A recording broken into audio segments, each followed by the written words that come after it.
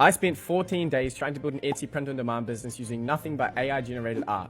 And this is what happened. The rules were simple. I had to create a brand new Etsy store, I had to pick a specific niche, and I had to create art using only AI art generators. I went into this with absolutely zero experience selling on Etsy, and only minimal experience using AI art generators. After extensively researching Etsy terms of service and copyright law, I knew that my niche was not going to be related to any existing character or brand, no matter how abstract my designs were. To find my niche, I spent hours and hours researching on eRank. After carefully balancing Etsy search volume and Etsy competition, I eventually decided on 3 niches that I thought would maximize my chances of success: Corgis, Yosemite, and trippy art. So I made some art, put it on Etsy, connected it to Printful, and this happened. Just kidding. Or am I?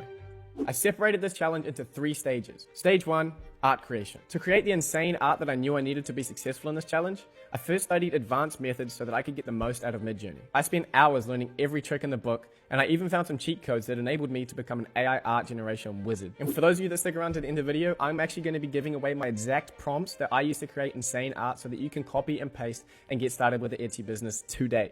What's more, I'm actually going to be giving away the exact designs that you see in this video to some lucky viewers so they can get started today and get a head start making their own Etsy store. More info about this at the end of the video. So, equipped with these cheat codes, I went into Midjourney and started to cook. After hours of grinding on Midjourney and getting better and better at using the tool, I eventually had some amazing art that I was really happy with, and I couldn't wait to get it on Etsy and start to see those sales roll in. For the trippy art that I made, I wanted to step up my game even further and get some text put into the images themselves. This would make them much better for t-shirt graphics. So I hired a graphic designer off Upwork for just $10 an hour, and then she sorted it out and put all the text into the images. Once I had all my designs back from the freelancer, I was ready to upscale my images and start listing them on Etsy. Which brings us to stage 2.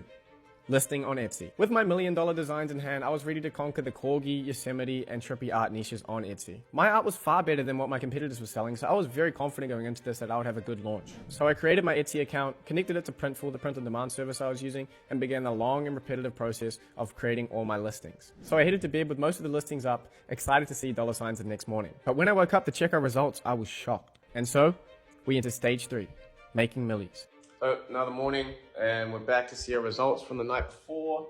Nothing. Not a single view. This was a classic back to the drawing board moment for me. After watching plenty of YouTube videos on the topic and using tools like Everbee, I had a good idea of exactly what I needed to do to my listings in order to start hitting that front page. I decided it was best to double down on my trippy art style.